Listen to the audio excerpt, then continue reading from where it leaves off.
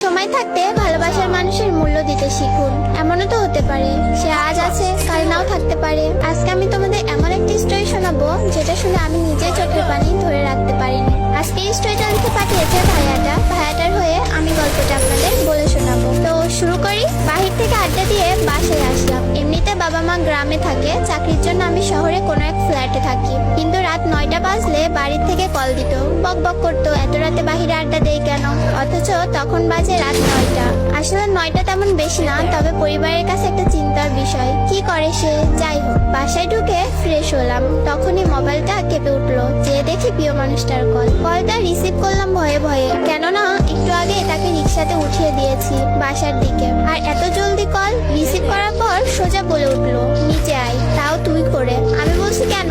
তার একটাই কথা, তুই নিচে নামবি নাকি আমি তোর বাসায় আসবো। বাসায় বারান্দায় গিয়ে দেখি রিক্সা নিয়ে বসা সে। তার বায়না তাকে বাসায় দিয়ে আসতে হবে।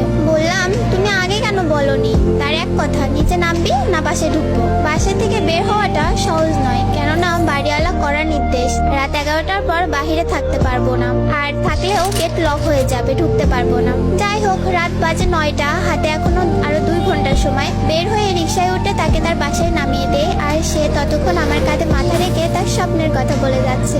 দেখতে দেখতে তার বাসার সামনে চলে আসলাম। পরের দিন কল, আজকে কি ঘুরতে বের হবা? আমি বললাম আজ অফিস আছে, তারপরের দিন যাব।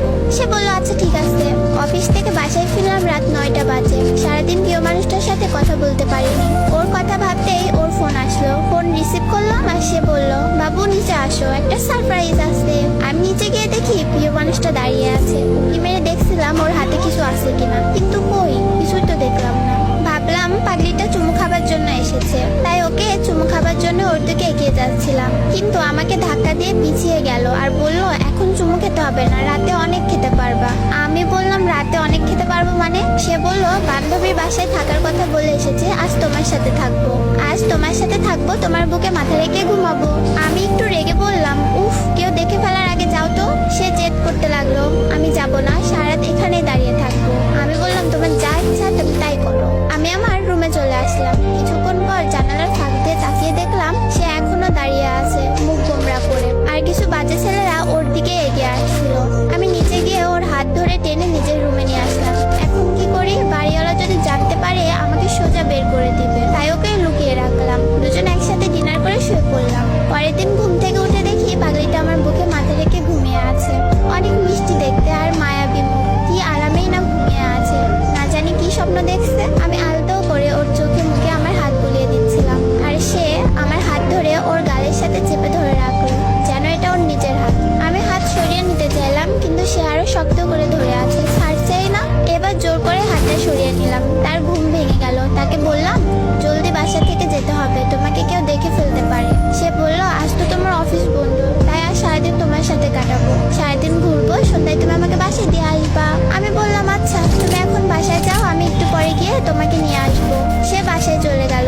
আমার কাছে কোনো টাকা নেই, এখন কি করি? তাকে নিয়ে সারাদিন ঘুরবো, যদি কিছু আবদার করে না দিয়ে তো পারবো না। আমি আমার বন্ধুর কাছ থেকে 1000 টাকা ধার করলাম। ওর বাসার সামনে গিয়ে ওকে ফোন করলাম। আজ একটু অন্যরকম করে সেজেছে সে, এর আগে কখনো এভাবে সাজেনি, তাই কিছুক্ষণ হা করে তাকিয়েছিলাম ওর দিকে। সে বলল, কি দেখছো অমন করে? আমি বললাম, আজ তোমাকে অনেক সুন্দর লাগছে, চোখ সরাতে পারছি না। সে মিষ্টি একটা হাসি দিয়েই বলল, দেখতে হবে না, বউটা কার? আমাকে ছাড়া সে কিছুই বোঝে না। আমি সাথে থাকলে জানো ওর আর কিচ্ছু যায় না। সে আর আমি আজ অনেক জায়গায় ঘুরলাম, আর সে আজ মন খুলে সব বলতে লাগলো আমায়, যেন আজই আমাদের শেষ দেখা। ঘুরতে ঘুরতে বিকেল গড়িয়ে এলো। সে বলল, এবার আমাকে পার্কে নিয়ে চলো। বিকেলবেলা ওকে নিয়ে পার্কে গেলাম। পার্কে সবাই জিএফকে দামি গিফট দিচ্ছে, কেউ কেউ দামি গাড়ি নিয়েও ঘুরতে এসেছে। এসব দেখে ভাবতে লাগলাম পাগলিটা না জানি আবার কি আবদার করে বসে। কিন্তু সে দামি গিফট চাইলো না, আমাকে বলল 10 টাকার বাদাম কিনে এনে দাও, দুজনে মিলে বাদাম খাবো আর গল্প করবো। সে আমার কাছে তেমন কিছুই আবদার করতো না, শুধু এতটুকুই বলতো, আমি তোমার কাছে কিছুই চাই না, আমাকে শুধু একটু ভালোবাসো, তাহলে আমি অনেক খুশি। আমি বাদাম কিনে আনলাম। আমি বাদামের খোসা ছড়িয়ে তার হাতে দিচ্ছিলাম, আর সেও খুশি মনে বাদাম খাচ্ছিল। সে আমাকে বলল, আচ্ছা জান, দেখো আমরা কত খুশি এখন, এভাবে যদি সারা জীবন একসাথে থাকতে পারতাম কতই না ভালো হতো বলো। আমি বললাম, থাকবো, দেখো একদিন তোমাকে আমার বউ করে আনবো, সারা জীবন একসাথে থাকবো। কথাটা শুনে সে আমাকে শক্ত করে আমার হাতটা ধরলো। আমরা হাঁটতে হাঁটতে পুকুর পাড়ে গেলাম। পুকুর পাড়ে বসে দুজনে গল্প করতে করতে কখন যে সন্ধ্যা গড়িয়ে এলো বুঝতেও পারলাম না। এবার তাকে তো তার বাসায় দিয়ে আসতে হবে, কিন্তু সে যেতে চাচ্ছে না। বলছে আরো কিছুক্ষণ একসাথে গল্প করবে, কিন্তু সন্ধ্যা গড়িয়ে এসেছে, তাই ওর বাসার দিকে রওনা হলাম। সারাটা পথ সে আমার হাত শক্ত করে ধরেছিল। একটু অন্যরকম অনুভব করছি। হঠাৎ করে ওর প্রতি ভালোবাসাটা কেমন যেন বেড়ে গেল। ওর প্রতি কেন জানি না একটা মায়া কাজ করতে লাগলো।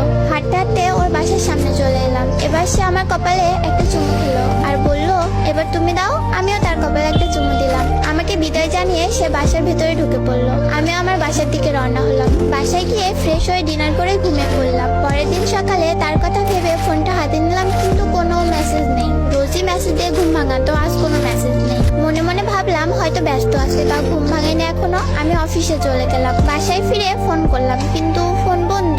রোজ রাতে সে বাসার সামনে এসে দাঁড়িয়ে থাকতো চুমু খাবার জন্য, কিন্তু আজ কি হলো? মনে হয় একটু ব্যস্ত আছে। আমি আমার মতো খেয়ে ঘুমিয়ে পড়লাম। কিন্তু পরের দিন সকালে ঘুম থেকে উঠে ফোনটা হাতে নিলাম। ভাবলাম সে মেসেজ দিছে, হয়তো গুড মর্নিং জানিয়েছে, কিন্তু মেসেজে গিয়ে কোনো মেসেজ পেলাম না। তখন বুকের ভেতরটা একবার ধুক করে উঠলো। আমি তাকে বারবার ফোন করার পরও ফোন বন্ধ পাচ্ছিলাম। বুঝতে পারলাম কিছু হয়েছে। ছুটে গেলাম ওর বাসার দিকে, কিন্তু গিয়ে দেখি ওর বাসার বাহিরটা তালা দেওয়া। পাশের বাসার আপিকে জিজ্ঞেস করলাম। আপি বলল এই বাসায় কোনো একজন খুব অসুস্থ, তাই তাকে সবাই হসপিটালে নিয়ে গেছে। আমি হসপিটালে গিয়ে দেখি তার বাবা মা ওখানে বসে বসে কাঁদছে। আমি তাদের জিজ্ঞেস করলাম, আঙ্কেল আন্টি কি হয়েছে, কাঁদছেন কেন? ওনারা আমাকে চিনতে পারেনি, তাই কোনো কথা না বলে কান্না করে যাচ্ছে। ডক্টরকে জিজ্ঞেস করলাম, স্যার ওনাদের কি হয়েছে, কাঁদছে কেন? ডক্টর বলল ওনাদের মেয়ের ক্যান্সার ধরা পড়েছে। এই কথা শোনার পর আমার হাহাকারটা আরো বেড়ে গেল। আমি রুমের দরজার কাছ দিয়ে ভেতরে তাকালাম। ভেতরে আমার মানুষটা শুয়ে আছে। তখন খুব ইচ্ছা করছিল ভেতরে গিয়ে তাকে জড়িয়ে ধরতে, তার কপালে একটা চুমু দিতে, কিন্তু বাহিরে ওর মা বাবা, তাই পারিনি। আমি আর কোথাও যাইনি তাকে ছেড়ে। যদি ওর কিছু হয়ে যায়, হসপিটালের বাইরেই অপেক্ষা করতে লাগলাম পাগলিটার জন্য।